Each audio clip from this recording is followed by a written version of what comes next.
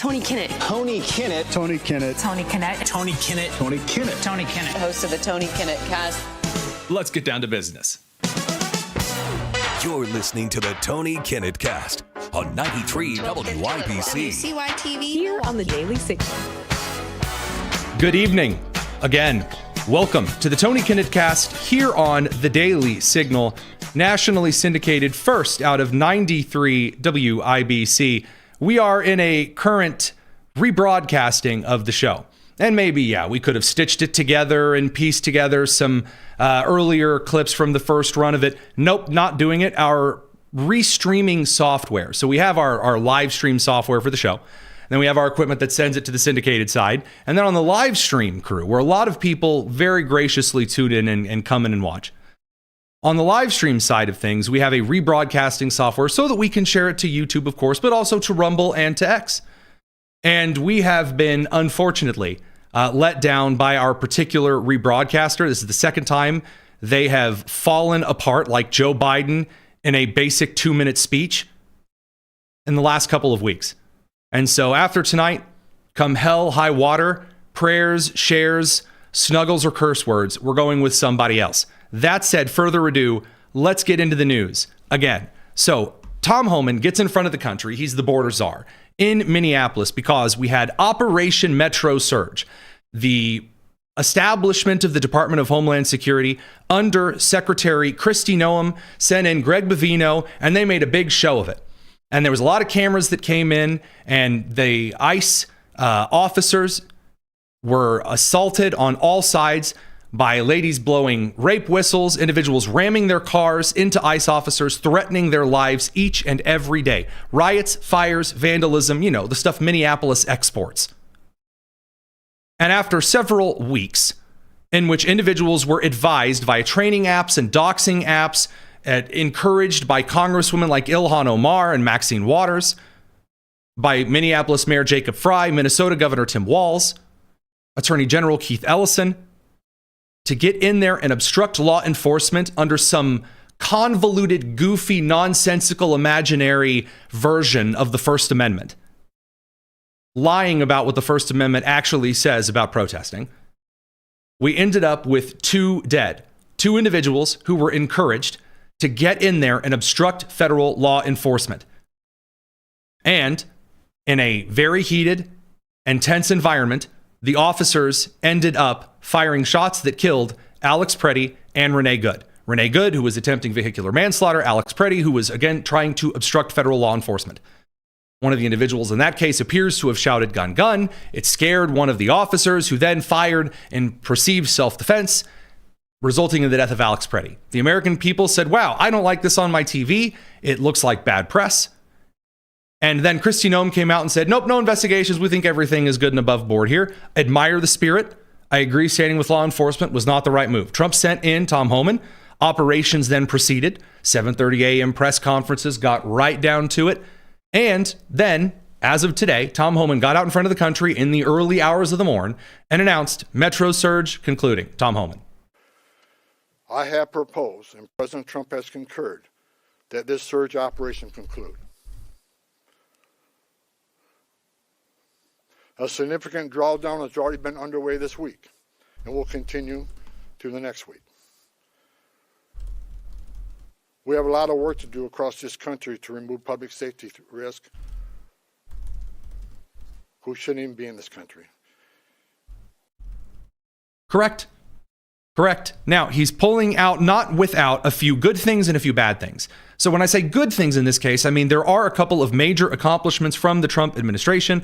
First and foremost, this would be that over 3,000 children that the Biden administration, and then by extension, the Governor Tim Walz administration in the state of Minnesota, these children that were lost and unlooked for, now the Trump administration has found over 3,000 of these illegal and migrant children.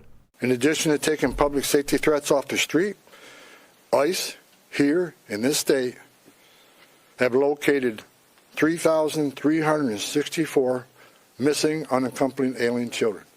Children that the last administration lost and weren't even looking for. That's because of the leadership of President Trump, these children were located. Excellent. That is a very, very good thing. Now, Tim Walz, on the other hand, he got out in front of the country and he decided that it was a better move to do a whole lot of gaslighting. So he got out there and he started using words like generational trauma we faced. Oh, for the ICE agents out here, untrained and terrible.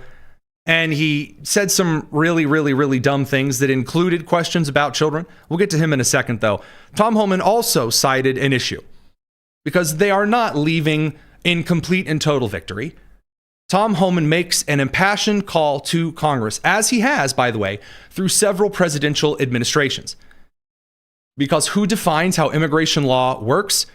You guessed it, you don't need me to sing the Schoolhouse Rock song. That would be the Congress of the United States. Kind of an important branch, the legislative. Here's Tom Homan calling. It shouldn't be a partisan issue that you arrest public safety threats in the safety and security of a jail. Releasing public safety threats back in the public is just stupid. And I've been arguing this for years. And I hope Congress takes action on sanctuary cities and sanctuary states. It makes sense. If you think about it, even the argument I hear, well, victims and witnesses of crime that are in the country illegally want to feel safe to come to law enforcement and to report those crimes without fearing that this law enforcement agency is working with ICE. That's a bunch of crap. Because victims and witnesses of crime don't want the bad guy released to the neighborhood either. It's ridiculous. We want access to the person that you chose, the local jurisdiction chose, to lock in a jail cell. And we have that cooperation here now. It's the right thing to do, and it makes this community safer. This community is safer because we arrested 4,000 illegal aliens in this, over 4,000 illegal aliens here, many of them public safety threat, not all of them. As I said, we're going to force immigration law, but this community is much safer because of President Trump's leadership and the men and women standing on this stage. That is the way, by the way, that you conduct yourself as a leader in the administration. It is a good thing to say, hey, my boss made the right call here. It is because of their leadership. You don't want to, be a glory hound, take all the credit for yourself. So therefore saying, hey, President Trump's leadership, here's what he said, here's what he suggested, this was the plan. That's a good thing. Thumbs very, very much up in that particular instance. Now, unfortunately, he is one of a few in the leadership of the Department of Homeland Security that has that view. Or the Department of Justice, for that matter, at the senior leadership level. There's a lot of running around and yelling, and you need to apologize, and getting in a fight with Massey or Jamie Raskin, and a bunch of nonsense. What Americans are looking for right now is the calm airline pilot that we all picture. That's what we want in our leadership. The person who, when they're annoyed, doesn't sound like an angry, yelling, screaming person throwing things and acting like they just got their live stream, kicked off the air. Instead, they want someone who sounds a lot like a disappointed parent, and then who acts with the authority of a disappointed parent. Now, he calls for sanctuary policy to end in this country. That requires the Senate. Now, the Senate says, according to a bunch of influencers online, videos of Lindsey Graham running all around the United States Senate, apparently they're working on banning sanctuary cities. Yeah, sure they are. They can't even get Senate leadership to bring up the Save America Act on voter ID. You think that Thune is going to bring up ending sanctuary city policy? You think you're going to reach the 60 vote threshold? Or that Thune is going to have Democrats actually do the talking filibuster for that? No, I don't see it. Impress me, surprise me. Thune's a smart guy. Thune's not obstinate or arrogant, I don't think, from watching him. But there is a measure here where you actually have to come to the conclusion that we are putting law enforcement at significant risk. Significant risk. When they go into sanctuary city areas where local law enforcement refuses to do any kind of cooperation with federal authorities. And then they'll cry, generational trauma here in Minnesota. We have all these problems because ICE has ruined everything. So give me money. Because that's Tim Walz's entire approach here. Give me money. That's what he wants. He wants everyone to cash in, again, on Somali businesses. Now, that might put up a little red flag for you, but let's not get ahead of ourselves. Governor Tim Walz. We are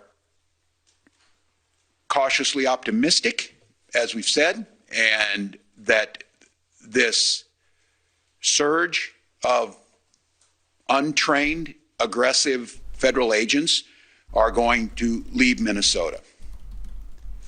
And I guess they'll go wherever they're going to go. But is this just so petty and childish? Well, they're here, they're gone. One of them winked at my wife.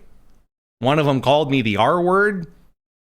And they're going to wherever they're going to go. Like, great, yes, get to the point, Skippy. I appreciate that you look like a Sid the Sloth and a frog, but by all means, please get to the point. The fact of the matter is, they left us with deep damage, generational trauma.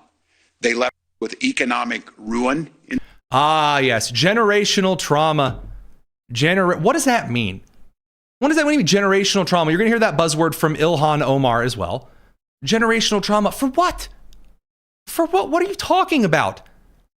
Again, this constant idea that Americans are so tired of, so exhausted of, is politicians coming in and making these weird announcements that everything is either the best thing in the world, we've never seen it, everything is so amazing, it's awesome, quick, do some coke off the toilet seat. Or, number two, it's the worst thing ever, and the Nazis are here, and Gestapo, and literally Hitler, and you're going to hell, so says LaMonica McIver from the House Committee on Homeland Security. You don't have to do that. Americans are really exhausted by this particular rhetoric, because you've already promised us that we're already in 18 kinds of generational trauma, enough to keep every therapist from San Fran to Anaheim in gold coins for the next 500 years. We've already died so many times, net neutrality. We've died from climate change at least 14 times. I've been promised the rivers in Indiana are going to poison me and all of my future progeny, which I shouldn't be having because having children means we're all going to die of running out of resources. Or white nationalism or whatever. In some cases, they left us with many unanswered questions. Where are our children? Where and what is the process of the investigation into those that were responsible for the deaths of Renee and Alex? So while the federal government may move on to whatever next thing they want to do, the state of Minnesota and our administration is unwaveringly focused on the recovery of what they did. And there will be many steps in this process, many answers that we still need to get and will pursue. But as we started earlier this week, one of the first things we can do, and what we're focusing on today. Here it comes. You and I both know where this is going. Of course. Because why would he get out there? He does, again, the big, amazing speech here. What's it all about? Oh, give me your money. Is what can we start doing on the economic recovery? There it is. The damage that has been done to our economy, specifically to small business owners. Small business owners. Okay.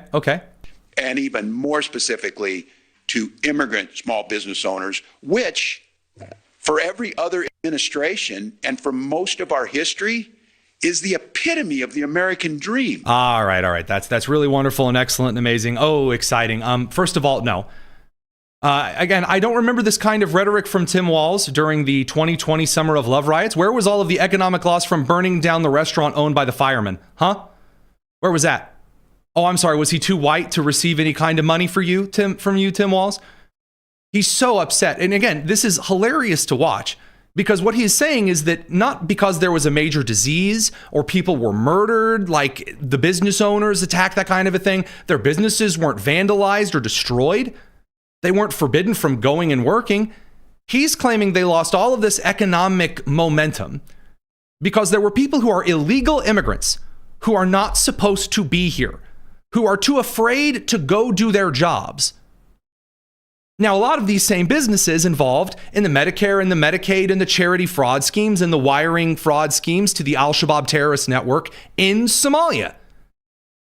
So he's out here saying, we got to do something for this amazing group of these illegal immigrant business operators and owners. And not like they, just threw $18 billion in fraud in Minneapolis, in Minnesota, I should say broadly. Not as though already one of the largest fraud investigations in our nation's history is playing out. Not as though he also hasn't just announced funding initiatives. where, hey, you know what? You want to take off and just not work anymore because you're a parent? Cool, money for you. Oh, hey, you think that you might be gay? Money for you. And also tampons for your bathroom. Incredible.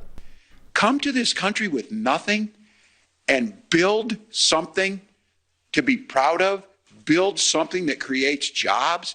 All right, that last part. We're going to get into his little $10 million scheme here. That's that last part. Build something out of nothing. I'm going to level with you here. We need to have this conversation. We've been meaning to have it for a while. Immigrants who came to this country in the early years of our nation, of all various kinds and people, both those who were considered white and those who were not considered white. Shout out to the Irish and the Italians. When they built something, they had to build something out of nothing. Banks wouldn't give them a loan. There were no grant programs from the federal government from any of that crap. Nothing. You had to build it with your sweat and your tears, and you better learn English, and you better learn how to fit in, and you better become a part of this country. Otherwise, you're going to fail and you're going to starve. And you know what amazing thing happened? There were amazing American institutions that were built up by immigrants who came to this country and built alongside the Americans who may have gotten here 5 years ago, 10 years ago, 50 or 100 years before. And they built and they labored and they created a great country. The idea that we need to give money to business owners in Minneapolis who spent their money poorly over the last 10 years, wiring it to Al-Shabaab and buying fancy cars and throwing it down every other nonsense while claiming to be feeding children or taking care of children or educating children or medicating children. Now I got to give them more money on top of that? They need like $10 million in extra super duper loans? I can tell.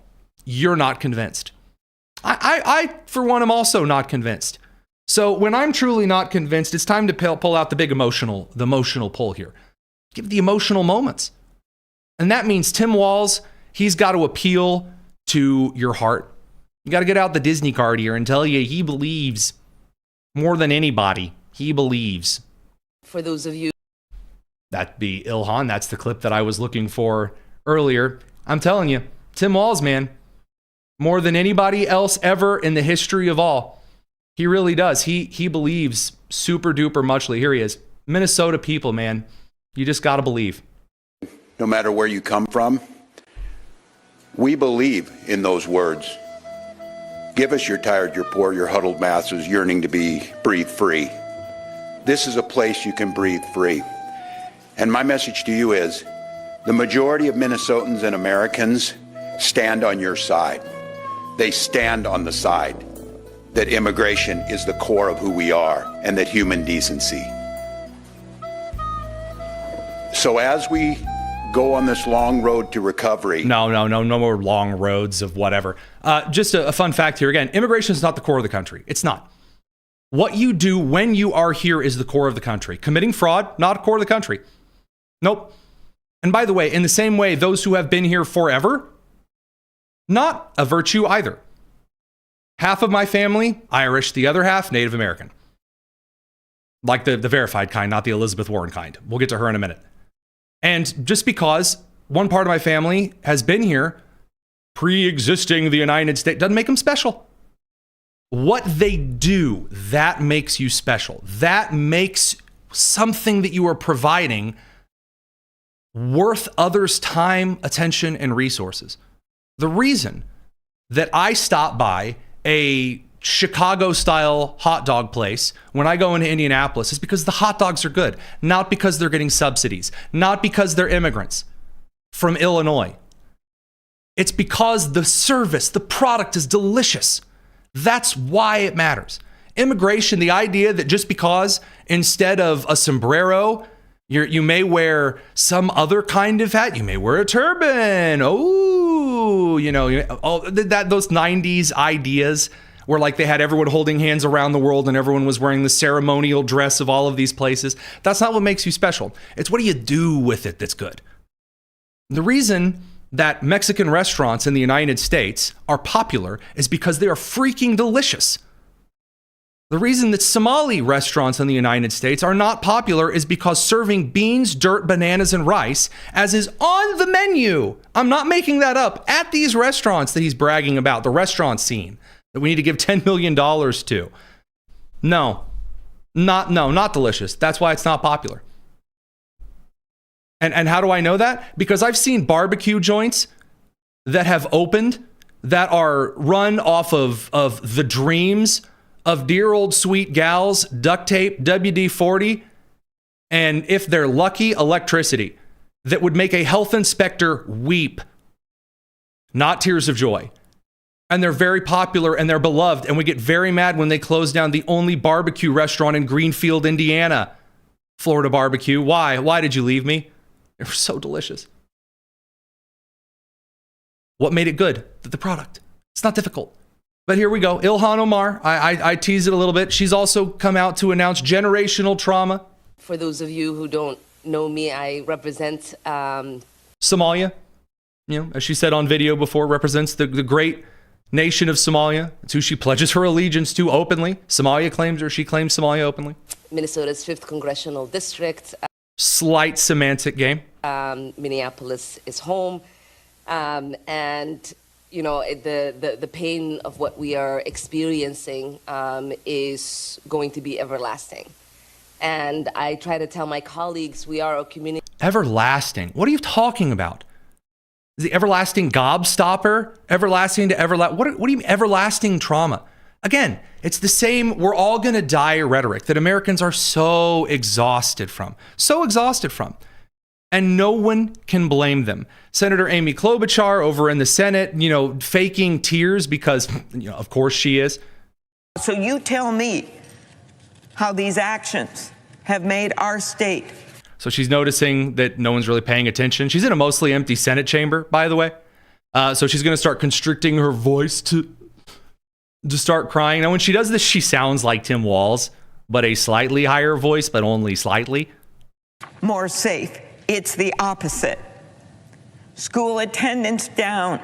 Families living in fear. People staying home. Restaurants and businesses feeling the impact. Operation Metro Surge costing our Minnesota economy an estimated $80 million per week, all for the shock and awe. We're such a small percentage of the people that they apprehended. Oh, so brave. We're involved in violent crime. Oh, stunning, exciting. At its peak. Amazing. I mean, I love the fake tears. It really, really, you know, tug at your heartstrings. Reminds me of Jussie Smollett beaten to death by a Subway sandwich right before NASCAR started tying nooses and garage poles or whatever.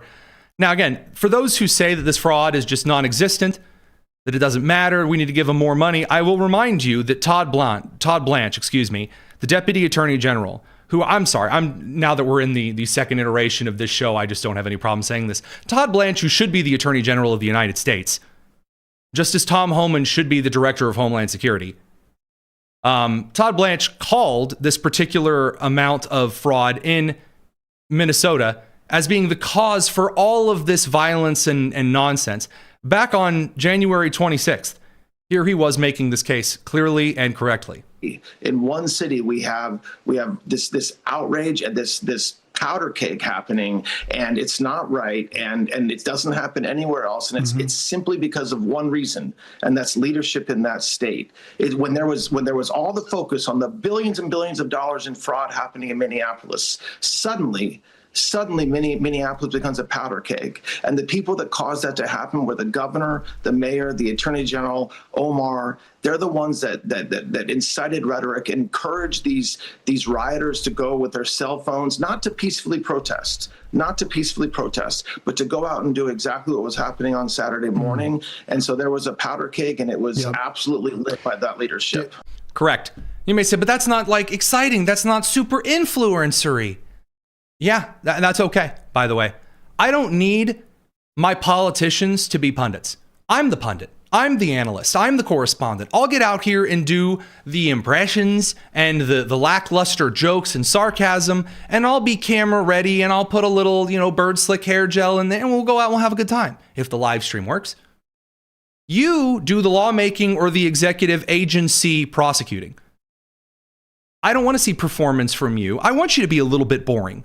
The issue with Mitt Romney was not that he was boring. The issue with Mitt Romney was that he had very few moral scruples and was way too moderate on way too many things.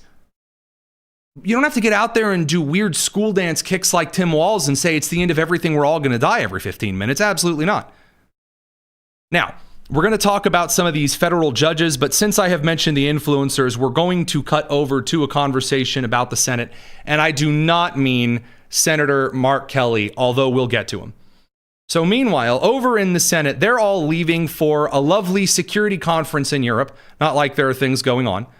Republicans, every single one, voted 52 to Democrats 47 in favor of funding the Department of Homeland Security.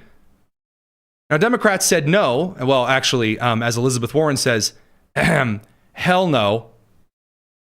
I'll let her explain it to you as her hair just kind of wobs and bobs down towards the airport so she can catch her flight. Once again, I just voted no on a blank check for ICE and CBP. So again, although we'll cover this in a minute, she says she's voting no on a blank check for ICE and CBP. She suggests here openly that funding DHS would be a blank check to give, she's about to say billions, to Immigration Customs Enforcement and Border Patrol. Remember that. That is her entire claim that she's making here. Because today, Republicans in Congress tried once again to shovel billions of dollars into ICE without any restraints whatsoever. She doubles and down. You know what? Every Senate Republican voted for it. Now that should give you pause. Like I'm pausing this particular video. That should give you pause. If Susan Collins and Lisa Murkowski rubber stamped this, then maybe it ain't so bad. You know, this is one of those things, like if Jared Golden from Maine, the Democrat representative who's not running for re-election, but I really wish he was, over in the House, when he voted for something along with Republicans, it would give you pause and go, man, maybe it's not so bad. Again, if you're a moderate Democrat, all 3 or 4 that remain in the United States. But what are we yelling about here? They voted to rubber stamp all of ICE's terror. Keep in mind, what they tried to pass doesn't even make ICE follow the same rules that our local police have to follow. Good. ICE isn't local police. Immigration Customs Enforcement is to enforce immigration law. The Federal Bureau of Investigation is to enforce a different part of federal law. So is the U.S. Marshal's Office, so is the Central Intelligence Agency, so is the National Security Agency. There is no reason that we need federal officers and local law enforcement, which serve completely different rules in precedent, in the Constitution, in legal matters, in state, in federal, and local law, to all follow the exact same rule. That makes no sense whatsoever. No, I'm sorry. My kid's Power Wheels little plastic vehicle doesn't need to go the same speed as a race car on the Indy 500. There's no reason for that. Now, that'd be freaking sweet, but that's not necessary. Shoot, I didn't just vote no. I voted hell no. Enough is enough. She voted hell no. You go, girl. I said the word. I'm so strong and amazing as I'm flying off to Europe. So while I would love to fact check Warren myself on this, Democrat Senator John Fetterman of Pennsylvania does this oh so much better. Because he's also tired of a lot of this stuff, because there are some things from the Democrat side of the aisle that he wants to vote for. I mean, they're wrong things to vote for, but, you know, he's a Democrat. He doesn't like this. Because, as it turns out, ICE is already funded. This has nothing to do with funding ICE. This is TSA. Now, I met with Secretary Noem, and I've always treated her with respect. I met with her in my office, and I refuse, and I never will engage on the kinds of sexist kinds of terms like ICE Barbie from a lot of the left media will use those kind of things. And now I said, hey, I'm a Democrat. Then I say, secure our border. Yeah. And deport all of the criminals. Yeah. You know, I think we can sign up on that. And then my friend, Katie Britt, came to me and said, we want to bring the Lakin Riley bill there. And I'm like, yeah, I was going to be the Democrat to bring that there. And now we the co-sponsor as the Democrat. So I believe that we should have those kinds of appropriate things. Yeah. Again, ICE is already fully funded, and then some. The big, beautiful bill. It shoveled all kinds of ka-ching good old cash. I mean, fully funded. Changing the vote now does nothing. Does absolutely nothing. all it does is like cuts down on TSA. Ah, yes, that always makes Americans happy when there are 2 TSA workers for an entire security checkpoint. Oh boy. No reason. They had some political capital, the Democrats. They've thrown it completely away. Now, Senator Lankford, also today in committee, asked Todd Lyons the question that has been thrown out consistently, that we need to get ICE to stop arresting people without judicial warrants. They're arresting people with administrative warrants, and there's no due process. There's no due process at all. So Senator Lankford asks Todd Lyons, the vice, to explain how many individuals have already done all of the court stuff, and now they have final orders of removal, and then they just don't leave, because we hear about these cases. How many illegal immigrants in the country right now have gotten all of the due process and more, and have been told, all right, you lost, you're done, final order of removal, leave, and then said no? Because if that's a big number, Hi, as a committed Let me clip 3 here. What percentage of folks that actually have a detainer put on them nationwide or that are in removal processes have a final order of removal? Does anyone know that number, that percentage? No, sir, not the percentage. I can give you what we're tracking right now is about 1.6 million final orders in the United States, with approximately 800,000 of those having criminal convictions. Correct. Of those folks, there's this debate against the final order of removal and whether they should be honored in detainers in states like Minnesota, or what that actually looks like. As my colleague, Senator Johnson, was saying, the Attorney General kept saying, well, if they're convicted, then I'm going to honor it, but then came back later and said if there's a final order of removal. It's my understanding that the vast majority of these folks that are being removed have a final order of removal on them already through a court. Yes, sir, through an immigration judge with the Department of Justice, separate from Immigration and Customs Enforcement. Huh. So wait a minute, all of these deportations, the final order of removal, they've already had all of the due process? No, wait, I for one, am almost a little tiny bit shocked. Gee williker whiz. It's almost like the left is so full of crap on this that there is not a waste company willing to pick up this festering porta potty. Now, this brings us over to the SAVE Act, because again, we have senators that were running around on the floor going, boy, we got to stop these sanctuary cities. We got to get out there and stop them right now. And they didn't do anything. And it all comes down to one particular reason why the Republicans only have, on a good day, 53 votes. And if they only have 53 votes, they'd have 53, but you know, Rand Paul cries about everything. If they have only 53 votes, that doesn't meet the 60 vote threshold. And that kind of sucks. Why does that kind of suck? Well, because there's some things that Americans really want codified. Trump can sign as many executive orders as he likes, but unless Congress codifies it, the next president that gets in can flip them like a flapjack right in front of you. Terrible. So what are they going to do? Well, you got to actually get the Senate to address the filibuster. Now, there are some Republicans who just want to get rid of the filibuster altogether, nuclear option everything. There's a classic Mitch McConnell line from before he went, loopier than a box of Fruit Loops, when he warned people about just tearing things down for kicks and giggles. Say to my friends on the other side of the aisle, you'll regret this, and you may regret it a lot sooner than you think. But you don't have to get rid of the filibuster. You can instead reinvigorate the filibuster to the traditional way the filibuster has been used, otherwise known as the talking filibuster. A filibustering means this: you have enough votes to pass something, but you're going to debate and never allow the vote to come up. The filibuster allows somebody like Cory Booker, for instance, to take an Imodium, down a bottle of water, get up in front of the Senate, and then for the next 22 and a half hours, rant and rave and yell and scream, in this case about voter ID and the SAVE Act, or perhaps cutting sanctuary city policy. And then when he's done and he's tired, that's it. And then they hold the vote, and then simple majority, it passes. It honors the filibuster.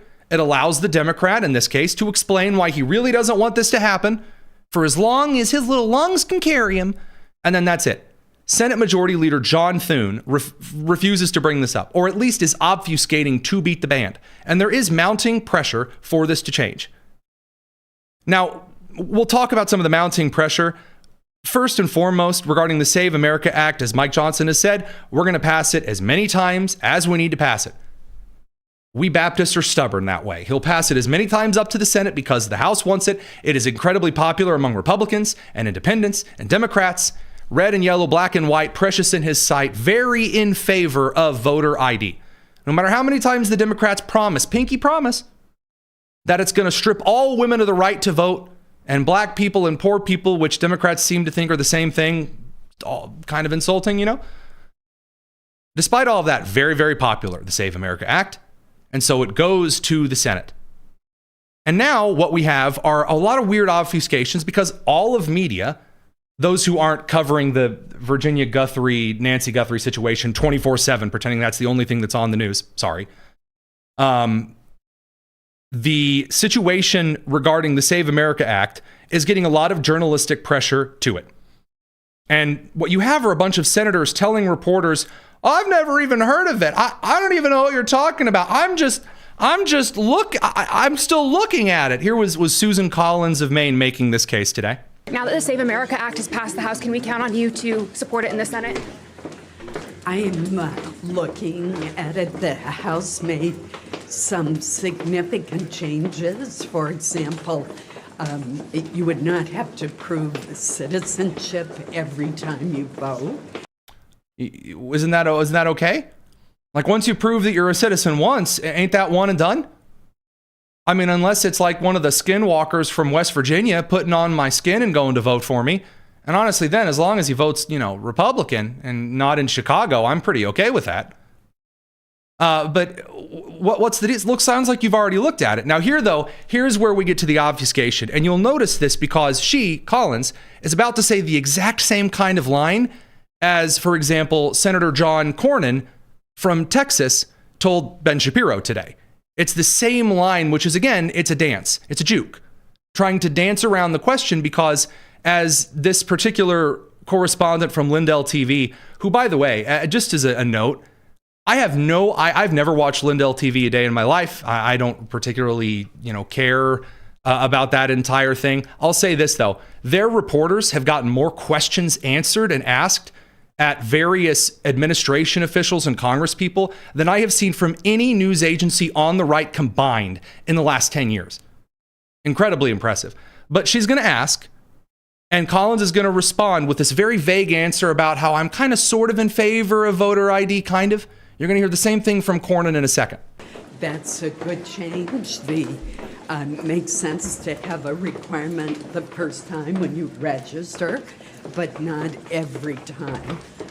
Now, again, that would be the House lowering the standard slightly and saying, okay, once you bring your proof of citizenship, your birth certificate the first time, now you don't have to for the next 10 or 12 years. Okay. I mean, we do the same kind of thing sort of with some driver's license, re-verification. All right.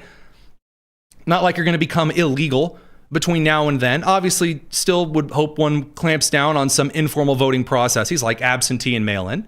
I've long supported voter ID. Here it is. There's some issues on what are federal and what are state.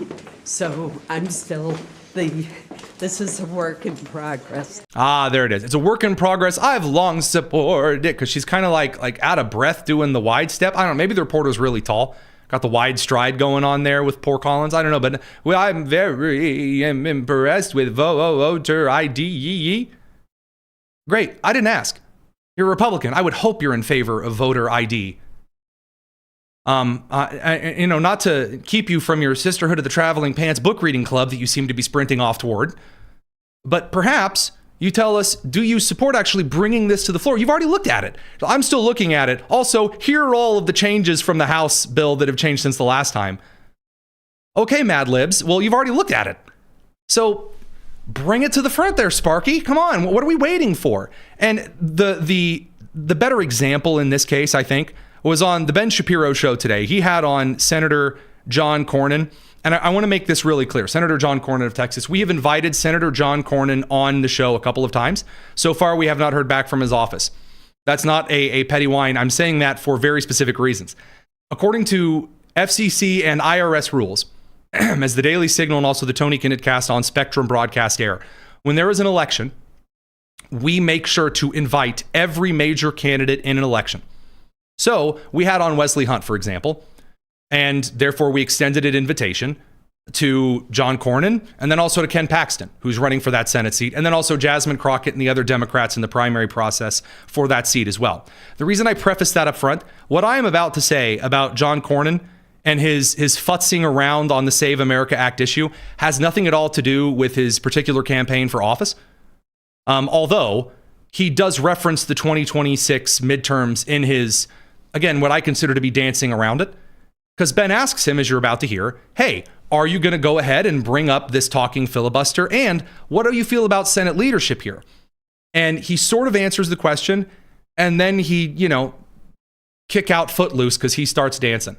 That includes the Save America Act, which has now passed the House. A lot of talk in the Senate about whether or not the Senate Majority Leader is going to force a talking filibuster on the Save Act. First of all, why don't you tell people what the Save Act is? Second, do you think that the Senate is going to force a talking filibuster as opposed to the sort of the usual arrangement where people can claim a filibuster without actually having to get up there and jabber for 25 hours?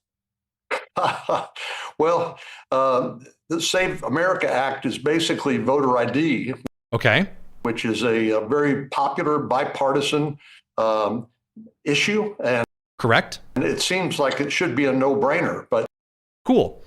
So that was the answer to the first question. The second question that Ben asked was, talking filibuster. Is Thune going to bring it up or not? These days, everything is contested by the resistance on the Democratic side. And so I would say there's almost universal support in the Senate. I know the House has now passed the bill. The challenge, as you mentioned, is typically in the Senate, you need 60 votes in order to proceed. And I think regardless of the outcome, I still think we need to vote on this bill and put people on the record.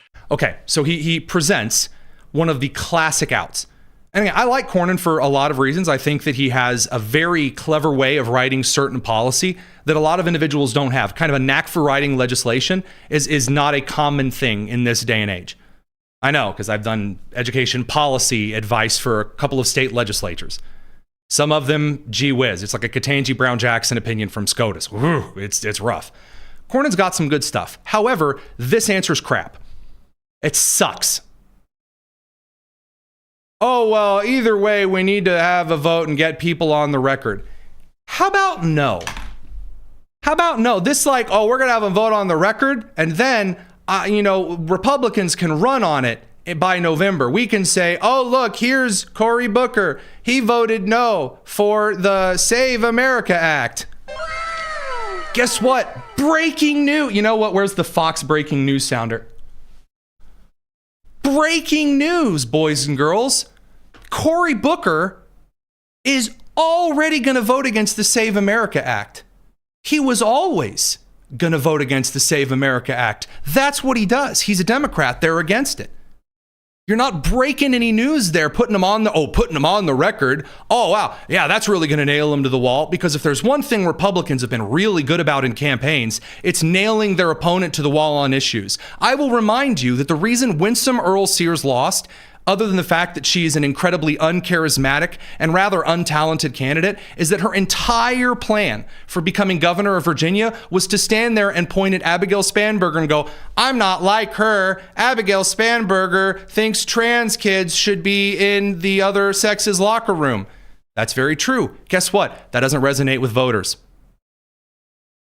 So this answer sucks. We'll let him continue, though. Maybe he'll talk his way out of it. And then that needs to become one of the components of our campaign in the 2026 midterms. Oh, yeah, that works real well. The talking filibuster is an innovation. It's something new. I know people who are. It's not an innovation. It's not something new. Literally, to filibuster means to debate, to speak into the future. To filibuster something means you are stalling. If I had a break that I was aching toward, like I was trying to keep going for another 3 minutes, that would be filibustering as I brought up things to say. It's not a new innovation. Quit dancing. At a certain age, remember Jimmy Stewart and Mr. Smith goes to Washington, but that hasn't been the rule for a long time now. Oh, you want a Jimmy Stewart reference there, do you? Mary, I'll throw a lasso up, bring the filibuster down to you. And it requires 60 votes in order to proceed. The idea, of course, is that there needs to be some place in America where there is deliberation on important issues that affect 330 plus million Americans. Oh, yeah, that's what we need. Oh, good. Oh, yes. Yes, that's what we needed. More people talking at each other and not changing their minds.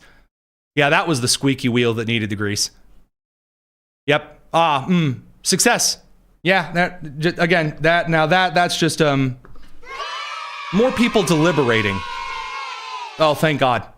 And that place is the Senate. And so there's not the votes right now, as I know the Majority Leader Thune has told President Trump, there's not the votes now to change that. So that's where we are. Oh, there you go. There's your answer. Senate leadership has said no. And so there you go. That's your answer. All of the influencers over the next couple of days, weeks, who are going to say, oh, is the Senate going to do it? There you go. There's your answer. Senate leadership already told Trump no. So unless Thune changes his mind, it's not going to happen. Much less a banning of sanctuary city stuff. It is a difficult thing to be the Senate Majority Leader. It is a very difficult thing to be the Speaker of the House. Again, I have a lot of respect for Speaker of the House Mike Johnson, for Senate Majority Leader John Thune. There's a lot of stuff he has been able to accomplish. But right now, what I am seeing in the Senate are a lot of bills that are sitting there for no reason. And I mean no reason, because you won't let Democrats dig their own grave. You've got Cory Booker out there with a shovel with a grin as wide as a creepy doll from the 60s. Who's like, I'll dig my own grave. I'll do it. I'll tell everyone why this idea is really, really bad in front of the country. I'll call women stupid. You got it. And Thune won't hand him the shovel. And then, of course, not to mention all of the nominations that haven't been confirmed. But alas, I digress. So the reason that the Senate had to wrap up today, they're going off to Europe. Senator Eric Schmidt of Missouri made this particular case clear before the Senate, before they all shuttled off to Europe for a defense summit. There's a bus leaving the Capitol grounds and headed for an airport. Democrats are on that bus who just voted to defund the paycheck of the TSA agent making $40,000 a year to hop on a plane funded by your tax dollars to go to Munich, to go to Europe, and badmouth American foreign policy. They'll be sipping wine with the global elites, telling them, don't listen to President Trump. That's not who we are. I got news for you. The American people have weighed in, and they did in November of 2024, and this new direction of foreign policy is the ascending view. Now, we're going to talk about some of the foreign policy stuff. Senator Eric Schmidt echoing a lot of the frustration in the country. Right now, I'm going to speed through the foreign policy stuff. Sorry, you'll have to forgive me on this one. We have a lot more news to cover in a redo of tonight's broadcast. I'm not missing any of it. So first of all, on the Israel-Iran situation, we've still got mixed signals. President Trump is floating, there could be a deal in like the next month, maybe. Vance is saying something that's different. Marco Rubio is not really giving any insight into the State Department's opinion on the matter. Iran is continuing to come out and say they've won and everything is wonderful and amazing. They've been appointed to a new board of social progressive development from the UN because, of course. And it all at this point, as a second aircraft carrier is dispatched to the Middle East, I am waiting to see something happen because at this point, a red line in the sand has been drawn. And if Iran gets to dance on the other side of the red line, it will be incredibly humiliating for this administration, which at this point has never happened on a major foreign policy negotiation or any kind of high stakes situation for the president, first term or this term. So it would be a wild blunder that would kind of only come from the Eldridge Colby school of the vice president's former crew. We'll have to see. I'm waiting on that one, but all I know is those who brag about how weak the United States is usually end up getting a colonoscopy by a JDAM. So that aside, the Venezuelan interim Presidente Delcy Rodriguez, she was good old Nicolas Maduro's second in stooge in the dictatorial powers of the Venezuelan socialist government. NBC sat down an interview with her and asked basically a loaded question as to whether they're cooperating with the United States. And in doing so said, do you believe Nicolas Maduro is the legitimate, therefore elected, president of Venezuela? Here was her response. Do you see Nicolas Maduro as the legitimate leader of Venezuela? Sí, sin duda alguna. So yes, I can tell you that President Nicolás Maduro is the legitimate president. They are both, President Maduro and Cilia Flores, the First Lady, are both innocent. Oh, just both innocent. Oh, wow, amazing. Good luck. Good luck. You want the United States to do favors for you to rescue you from the classic starving and extreme problems that come with all socialist governments. Playing this game ain't gonna work. There were presidents during the Cold War who were totally fine when a Soviet premier would say, those Americans are stupid, lying bastards. We're going to walk all over. We will laugh as we bury you. Some presidents took it on the chin. Some didn't. I don't see Trump with the ego that is the size of the state of New York taking that one on the chin. We'll have to see. Now, speaking of New York, Zoran Mamdani, the mayor of New York City, is in hot water because when he got into office, he made all of these sweeping reforms. For example, forbidding the New York Police Department from going around to homeless people under bridges when the temperatures are sub-zero and essentially shuttling them to shelters, to indoors, to hospitals, etc., to wait out the cold. Because, you get into cold enough air, you die. It's not as though the homeless are making igloos. And Zoran Mamdani said that has to stop. Cops shouldn't be telling homeless people what to do. The homeless people have a right to camp out under the bridge and, dirty needles and all that garbage. The Philadelphia special. And wouldn't you know it, 19 people dead because Zoran Mamdani's little civics project, where forbidding the cops, because I guess the homeless person could say what day of the week it was in their name. Therefore, that meant they were fine and they weren't a threat to anybody. And so cops were forced by Mamdani to let the homeless people freeze to death. Socialism. The youth on the left, ladies and gentlemen, the millennials and the Gen Z have the exact same flaw. Liberals, age 45 and younger, are willing to tear down anything around them without any regard for what it does. Maybe it's just an add-on divider. Maybe it's a load-bearing wall. They won't know until they knock it down because what they know is that wall is racist and sexist and bigoted. And as Jasmine Crockett said the last time she axed, it was probably a slave patrol, whatever that stupid logic is. They knock down the building, and then they sit there dumbfounded as the building collapses in and kills the individuals inside. So Zoran Mamdani is now out saying, no, he actually didn't tell cops to do that. The New York Police Department is already like, yeah, you did. You said we couldn't. You sent social workers, as though the therapist from the Santa Claus, Neil, is going to run and go, hey, it's getting a little cold out. You willing to go in? And then, the drugged out homeless person goes, oh, well, I'm sorry, I'm just a social worker. I bet that means you're okay. See ya. And then they freeze to death. So just, way to go. Maybe you could have learned basic history instead of your apron wrapping career. But, so sorry. I know that those of you coming from the lap of luxury, whether you're Zoran Mamdani or Tucker Carlson, have no idea how the real world works.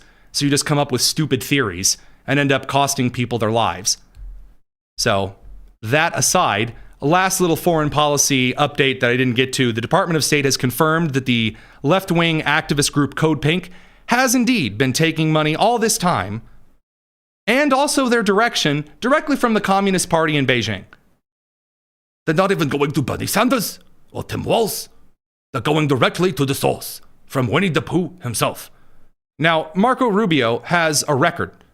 No. I'm not talking like LaMonica McIver, body slamming federal agents, that kind of record. No, I mean like a record, a scoreboard, if you will, of victory.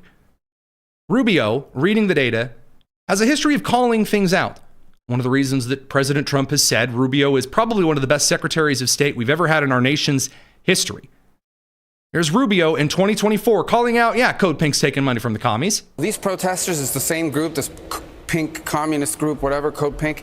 Nothing happens to these people. They habitually and consistently disrupt congressional proceedings. I thought that was a crime, according to prosecutors. Nothing happens to them. They're arrested, they're put out on bail, they're fined, they're let go, and they're back out here the next day doing the exact same thing. So one day something really bad's going to happen. One day.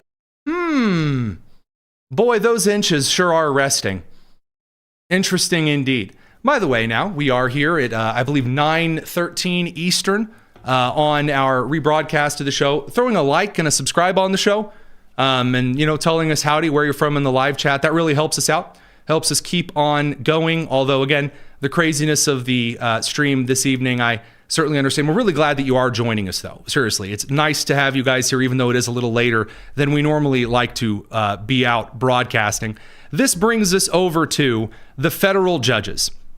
The federal judges are out here again. Now, understanding the Constitution usually requires that you read it. Understanding history, the stuff called precedent, usually requires that you read it and you study it.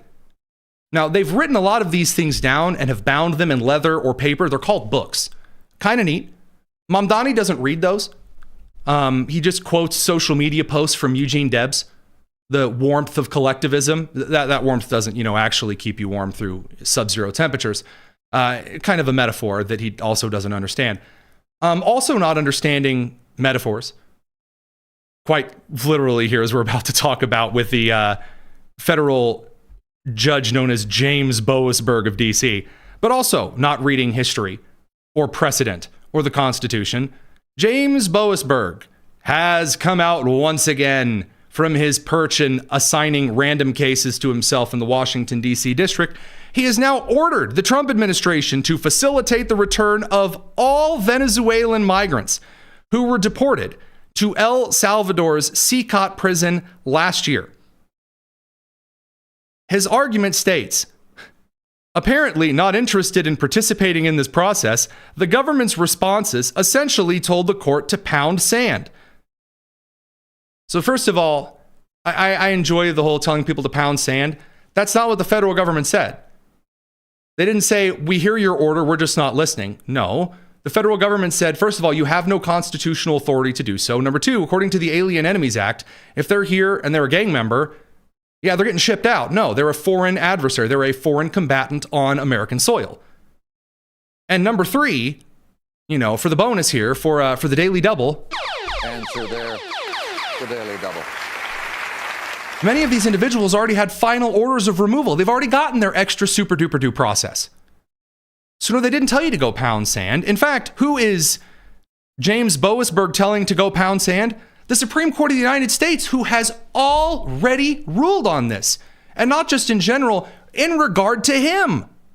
Clarence Thomas has already shaken James Boasberg like a rag doll more than an Aerosmith song. Quote, the court offered the government the opportunity to propose steps that would facilitate hearings for the class members on their habeas corpus claims so they could, quote, challenge their designations under the Alien Enemies Act and the validity of the president's proclamation. So first of all, if you are a foreign alien enemy in the United States, you have no right to be here. If you're a foreign adversary in the United States, you are not entitled to the Miranda rights and the right to remain all you judge and the little hearing. No. Immigration, when people turn illegals away at the border, is there like a little bag where the Border Patrol officer pulls out an immigration judge in a court and says, all right, we have to let you in so you can have a court date? No, that's not a thing. That's not how the Constitution set it up. That's not how legal precedent started dealing with it until the 70s when Jimmy Carter decided to make sucking a profession. So this constitutional garbage that James Boasberg is eating up like Cinnamon Toast Crunch is in violation of a ruling by the Supreme Court of the United States. If you do not impeach these judges, then the judicial at the end of this administration will mean nothing at all. It will mean nothing at all. It will cease from existence. There will be nothing to it. I do very much recommend reading. Now, speaking of really, really needing to take a Sylvan reading class, U.S. District Judge Richard Leon, appointed by George W. Bush, nominated on September 10th of 2001, just a little interesting trivia there I noticed when I was doing my research on him, has now called the censure and the proposed demotion of Senator Mark Kelly by the Department of War, a historic and unconstitutional attempt to muzzle dissent.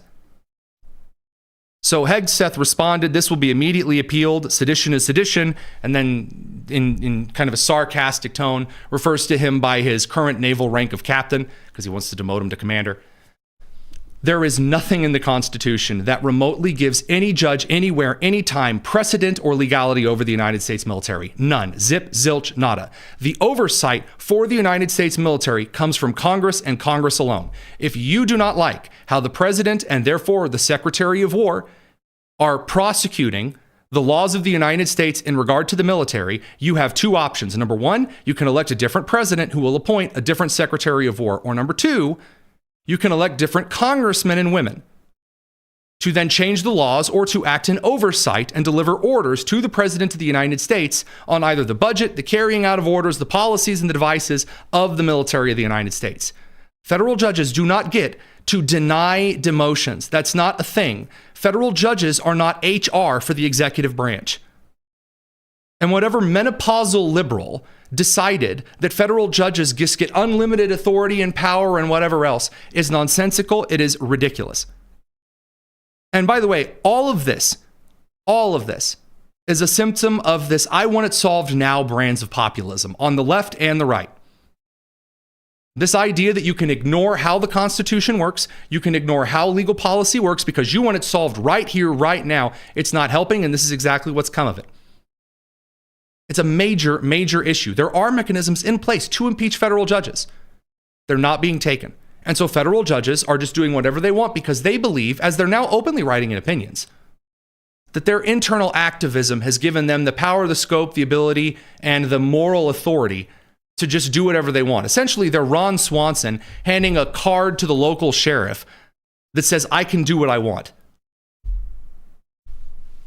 Now, not as cool as Ron Swanson did it, just for the record, but again, all the same, interesting stuff. That brings us over to one of my personal favorites to share with you this evening. RFK Jr., the Secretary of Health and Human Services, went on Theo Von's podcast in a relaxed environment and mentioned that, he wasn't afraid of a certain kind of germ at a time. He's telling a story because, he used to do coke off of toilet seats. And I said, I'm not scared of a germ. I used to snort cocaine off of toilet seats. And I know this disease will kill me. Right. Like if I don't treat it, which means going to meetings every day, it's just bad for my life. So for me, it was survival. And then, that the opportunity to help another alcoholic, that's the secret sauce of the meetings. And I got to say, I've seen a lot of people losing their mind online. Losing, and I mean hand over fist, losing it, angry, screaming, crying, and the like. Because they're like, oh my gosh, he's bragging about snorting coke because he isn't afraid of germs. That's not what he said.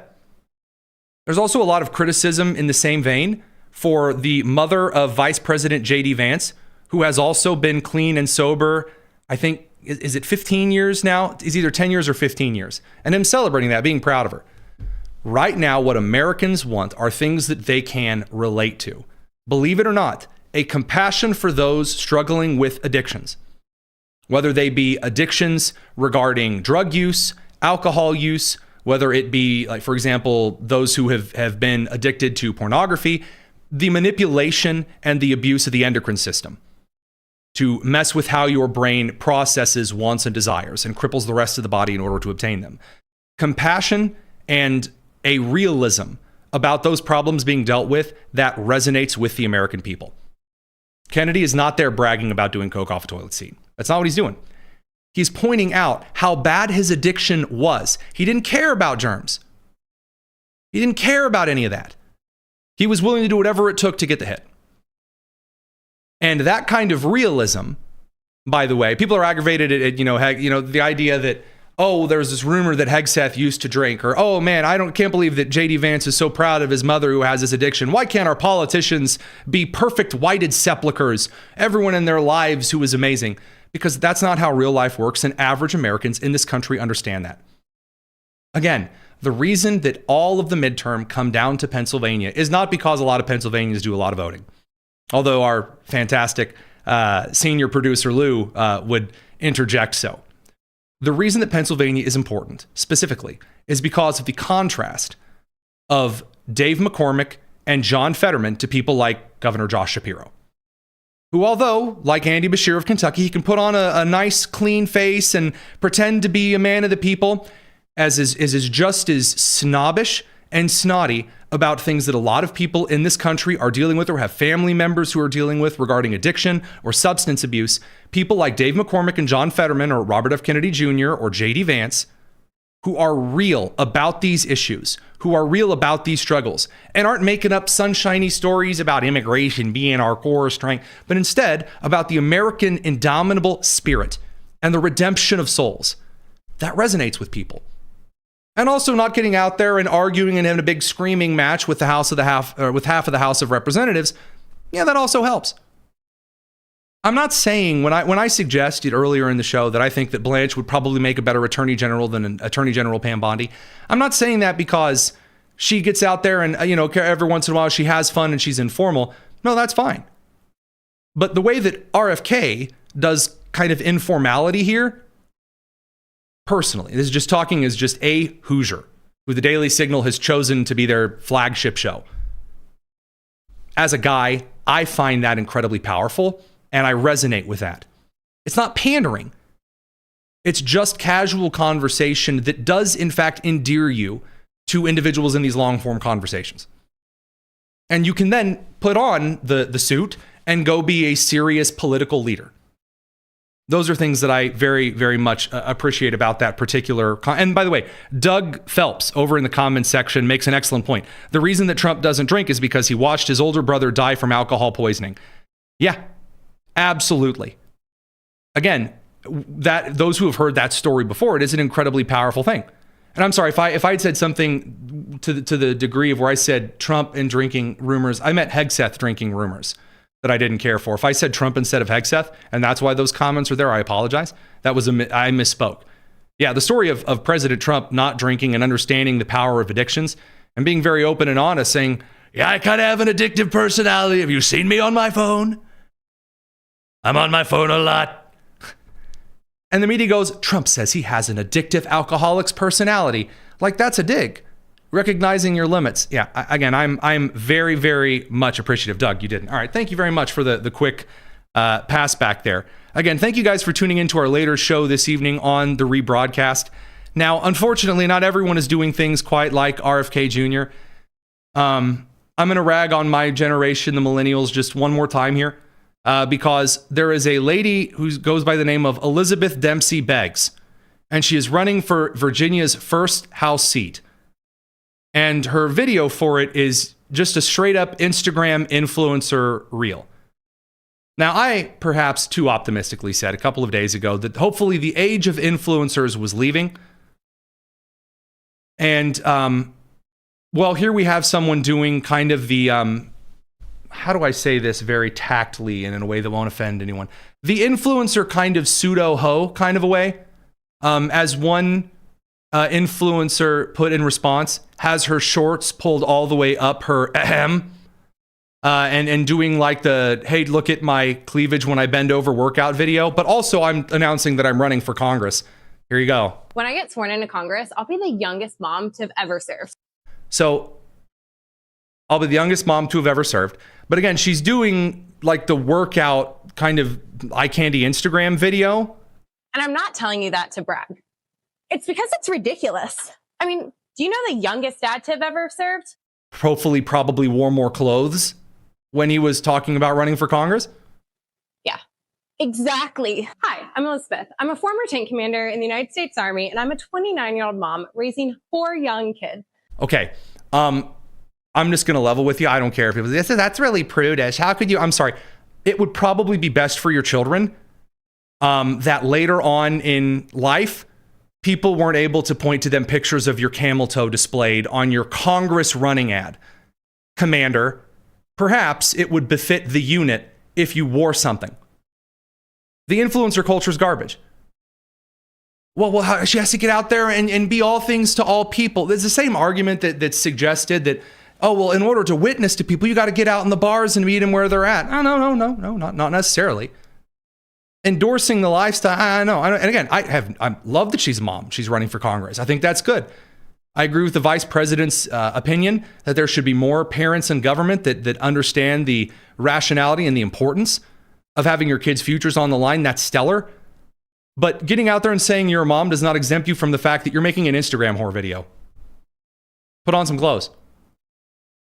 And by the way, there are a couple of famous sitcom episodes where an individual tries to impress people. For example, a guy by wearing like ridiculously tight shorts. There's like 415 bulge jokes and it's really, really weird and awkward. And the end result is don't do that. Or the moral at the end of the story, don't do that. In fact, if you ever have the hankering to make a video like that to run for Congress, I have a cool acronym for you. It's DON'T. D-O-N-T. It stands for don't. You're welcome. I know, we're learning all kinds of things here on the Tony Kinnett Cast today. And by the way, it's not just me saying this. A vast majority of even people on the left say, look, the Democrats are just getting way too liberal progressive here. Harry Ensign. The results from that special election, that Democratic primary in the 11th district in New Jersey, speak to a larger point within the Democratic Party, and that is that the far left is significantly more powerful than they once were. This sort of gives the game away here. Democrats who identify as very liberal or conservative. You know, there used to be a lot of conservative Democrats, right? Back in 1999, 26% of Democrats self-identified as conservative. Just 5% said that they were very liberal. It was a smidgen. Now that far left has gained considerably in power. Look at this. Now we're talking about a fifth of Democrats, 21%. What he is saying here, just to, zoom out here for a second, he is making the case that Republicans are moderating. And by the way, in a couple of ways here as well, but Democrats, where some used to say that they were moderating and kind of becoming more conservative centrist, because again, there's a lot of Bill Clinton Democrat Republicans. I know I argue with them quite often. I'm glad that they're here. It's good to argue about these things in party. Against why I actually don't mind the House of Representatives being diverse. If Mike Lawler from New York wants to go toe-to-toe with Tim Burchett from Tennessee and argue what values of conservatism should be, sweet. But on the Democrats, there are no conservative Democrats left. There are none. And those who are, going right into the Soviet national anthem are all of them. They're very liberal. That conservative part of the Democratic Party, adios amigos, goodbye, just 8%. And when you combine the 21% who are very liberal with those who say that they're somewhat liberal, we're talking about 3 in 5 Democrats who identify as either somewhat liberal or very liberal, with the very liberals, but much larger portion of the party. The far left, which used to just be a smidgen within the Democratic Party, has gained considerable power, as you saw in New Jersey's 11th district. What about Democratic socialists, like the likes of, you've got Bernie Sanders and... Bernie Sanders, what about him? And his types of deodorant and his pudding, running around with AOC around the country. Or Zora Mandani here in New York City. And the homeless people are dying, and less mouths to feed in the breadline. Where does that line up? Okay, so on a separate question where you essentially, CNN asked this last year, which was, okay, Democrats who think of themselves as democratic socialists, among all Democrats, including those independents who lean towards the Democratic Party. Look at this. We're talking about a third of all Democrats who identify as democratic socialists. Bernie Sanders and Zora Mandani are not alone. They are a considerable part of the Democratic base at this point. Tear it all down. And don't worry about who the building falls on. 33% of all Democrats, 42% of Democrats under age 35. Yeah. You excited? You excited for it? But they'll run as moderates though, right? They'll run, hi, I'm just a mom influencer. I'm Abigail Spanberger. I'm going to be moderate and wonderful and friendly. It's going to be great. And then they turn out to be just as awful as their counterparts. The 2 exceptions to this. Number 1, Jared Golden. Number 2, John Fetterman. And even then, John Fetterman still votes more in line with Dem Socias than anything else. Because populist style economics is by its very nature socialist. Sorry. I hate to tell you that. But when the government regulates the credit card industry, when the government regulates the medical industry, when the government That's kind of, that leans socialist, no matter who it is. So that's kind of problematic. Now, on the social side of issues, that again, very, very bizarre stuff from the left. From the right side of the aisle, again, this kind of, I want it solved now, but also being too timid to do anything is going to bite the right in the butt. But I have good news. And the good news is this. The economy, which is, I had a pretty fun debate earlier today with Adam Mockler over on the left, and then Brad Palumbo, who's a libertarian. And I enjoyed talking about a couple of things with them culturally. But we also got to talk at the end kind of about the Trump economy. And I made the case, hey, yeah, that's right. There are a couple of things that are still rather expensive, but the economy is trending in the right direction. There are some really good things that are on the way.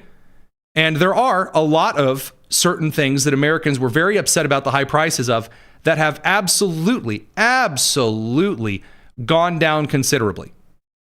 And then I was told, no, there are no things that are going down considerably. Eggs, all dairy-related products, looking at meats other than ground beef, again, because of the current import of Argentinian beef and other things on the international market stage. Poultry, fish, non-alcoholic beverages, including coffee and tea, the oils, pasta and spaghetti, white bread, certain kinds of fats, pork, tomatoes, those are on the decline now. Finally, they're on the decline. Once you get through tax season, and then things kind of reset. The tax season resets everyone's economic mindset, especially in midterm year. That ain't me speaking, that's the data. If things go Trump's way, or if the Supreme Court rules against the tariff, and then you have a wild economic snap forward on an investment side, Trump's in a reverse catch-22 here. At that point, it becomes a messaging game. A messaging game. And in a messaging game, whoever is cocky, whoever's flamboyant, whoever says everything's wrong and we're all going to die, release the criminals, burn the Constitution, whoever does that is going to get shellacked in the midterms. Right now, it's undecided. There are some really good actors on the right who are kind of being floated for some positions of leadership. Some of the loud and annoying people, Howard Lutnick, Peter Navarro. You haven't heard from Peter Navarro in a while. You notice that? The people who are better at it, they're getting a little more airtime. That's a good thing. That's an excellent thing. Now, just here at the end of the show, I'd like to take a few of your questions, mail time related, if you are interested. I was going to play an interview that we did on Citizen Portal, incredible new tool. We're going to upload that separately over on our YouTube channel specifically. It's a phenomenal, from the phenomenal new tool organization piece from the guy who founded Ancestry.com. Essentially opening up transparency to government and older documents that, for example, certain search algorithms don't like you looking up old news stories and articles when you try to find them when you're talking to people about important things. This tool is going to rectify that and is already doing so. So we'll upload that here in a little bit. Instead, if you have any mail time questions, we'll throw those in the chat for me over on YouTube. We won't even worry about some of the other stuff on the, some of the other stuff. One thing. Can she be a commander in the Army? To answer your question about the particular Virginia Congresswoman, you can still be the CEO, the commanding officer, the commander of a battalion. Even though your rank is not, like in the Navy, 05 is commander, the rank of commander. In the Army, there's no officer rank for that. Second lieutenant, first lieutenant, captain, major, light colonel, full colonel, and then the staff. So when you look at those things, you still refer to the commanding officer as a commander. She apparently was the CEO of some kind of armor or tank something. I didn't get a lot of information on that. She wasn't featuring that in her video, though. She wasn't talking about her veteran service except as kind of a punchline in. She was featuring, again, her lady bits. Oh yeah, how could I forget? Also, sorry, I didn't list gas prices as also dropping precipitously, but they have quite largely, muchly. They have absolutely. I don't usually buy gas at the grocery store unless I'm cashing in those Kroger points. You know what I'm saying? All right, let's look at some of the questions here for us. Just a few. Let's see, we'll just catch a few questions here. When will Tony go to Milwaukee? That's from Eric Witak. To answer your question, hopefully not anytime soon.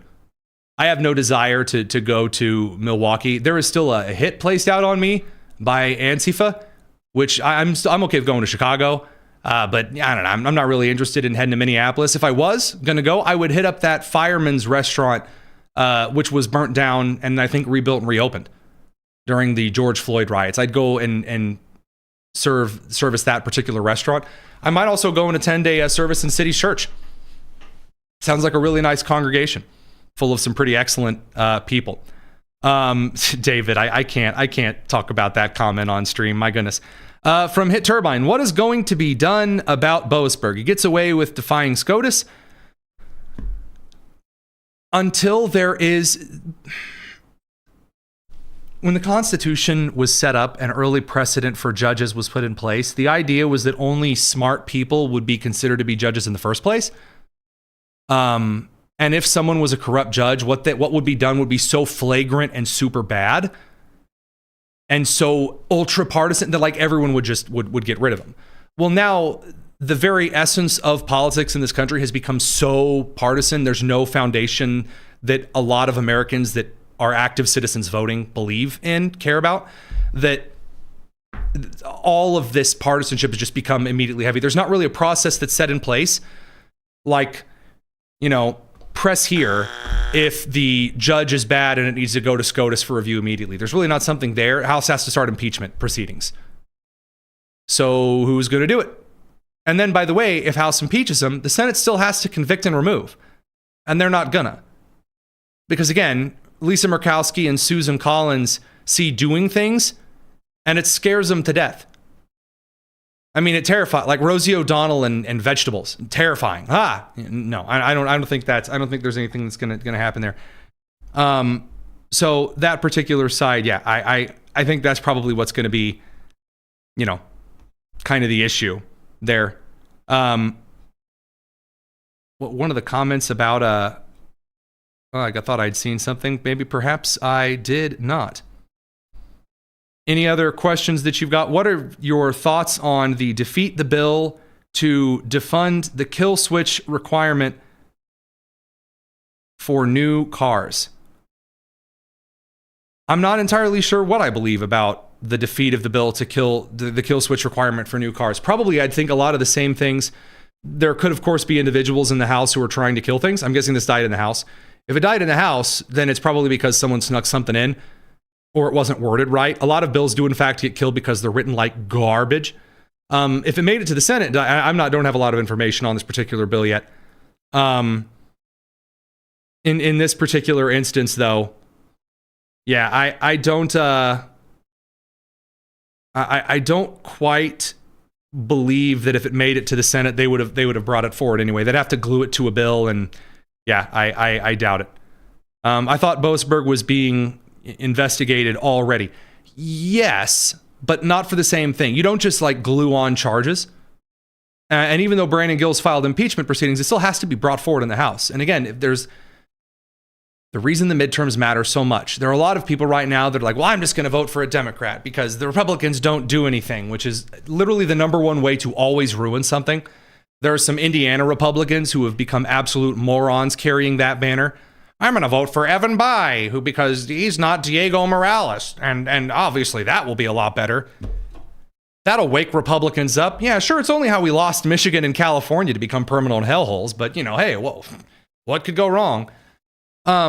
There is a big import. There could have been an opportunity to take the Senate this year. There could have been. Now, I'm sure if the economy really kicks into hyperdrive, you'll hear some people around June or July, maybe even me, floating the idea that it's possible. I don't think so now at this point. If Republicans got 60 votes, well, then you would be able to maybe start doing some things. There's going to have to be some genuine goal setting. Right now, politics is just kind of swing as it comes. And you talk about it during the news cycle and you just kind of throw it at the wall and see what sticks. There's no goal. And by the way, we saw this with Minneapolis. One of the reasons that the Minneapolis Metro Surge operation did not go very well is because when Bavino and Noam sent everyone in, there was no like, okay, here are our goals. Number one, we are going to do this, this, this, and this. It was, yeah, there's some fraud. We're going to go take a look at it. Here comes the DHS. And then things got chaotic. Now, things were going to get chaotic anyway, but if you could at the end have Tom Homan go, okay, here are the goals we had. Goal number 1, we met. Goal number 2, we did not meet. Goal number 3, 68% completed. People like that. Define the terms. The problem in politics is once you define the terms, you're responsible for it. Once you say the show's going to come out at 7 p.m. Eastern, it better. Or you better have a good reason why it's not coming out at 7 p.m. Eastern. And then you have someone stubborn like me who says, screw it, we're going to stay up 9:42 p.m., don't care, and do the show again anyway. In politics, once you say, I'm going to do it, you're going to do it. Great example is the Epstein files. Great example. Bondi and then Patel and Bongino. What did they say? There is all of this stuff. We know it. You know it to be true. Like, we know it. Deep down in our biggity bones, we know it. And then when you get in there and go, oh crap, we don't actually have all of that stuff here to deliver it all, you've already promised.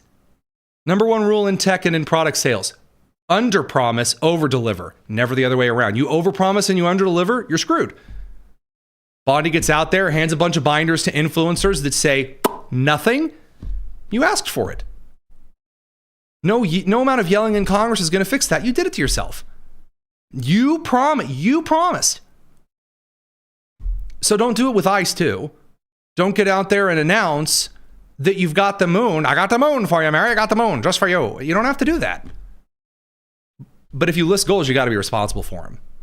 That's the rule. Because now you have a lot of people who it doesn't matter what the rules are. They've decided. You've already promised it. So it doesn't matter what evidence comes out, left, right, here, there. They've already decided everyone's a pedophile. So it doesn't matter what evidence there is now. Too late. They're already convinced. Once the tinfoil is glued on, it's really hard to shave it off. So don't put tinfoil on people's heads for them. And in the case of goals, don't be too outlandish, but also don't do what the moderate Republicans do, which is never have any goals ever. Do nothing and then say everything's fine. Didn't work very well for Chernobyl.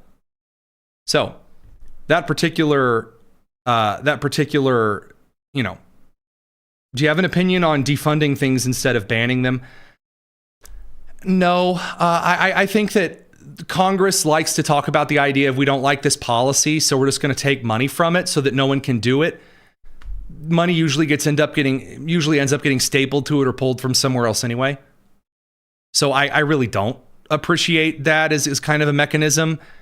Congress and the laws that have come out, again, they've really largely been abdicated over to the agencies who just write rules and regulations. Congress does very little anymore. That's why they make such a big deal of kicking and dancing and screaming in committees.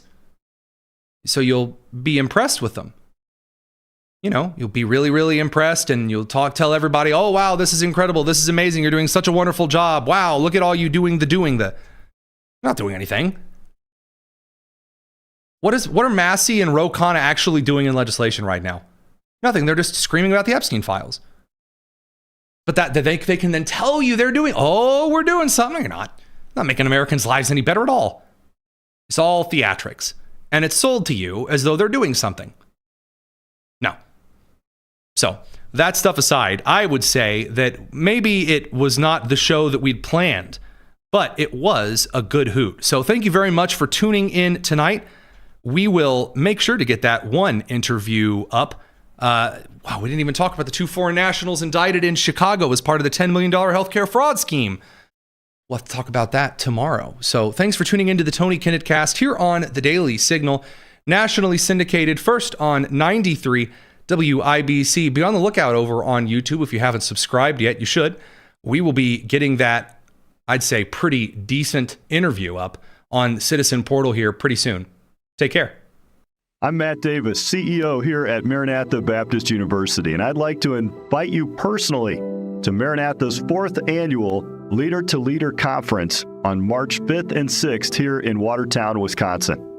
This event, sponsored by our School of Business, offers 2 days of practical insights, valuable connections, and leadership development that will impact your career no matter your field. This year's conference includes keynotes from Ken Barbick, a Maranatha graduate and former Senate-confirmed Assistant Secretary of Agriculture, and currently serving as a senior lobbyist and advisor to Fortune 500 companies. My friend Tony Kinnett, another Maranatha grad who now serves as a national correspondent and syndicated radio host for the Daily Signal. and Adam Morgan, president of Majesty Music and a former member of South Carolina's legislature. Becoming a more intentional, effective leader starts here. Take the next step in your leadership journey and join us March 5th and 6th for 2 days of learning, networking, and growth that will set the tone for the rest of your year. To learn more, visit mbu.edu/leader-to-leader.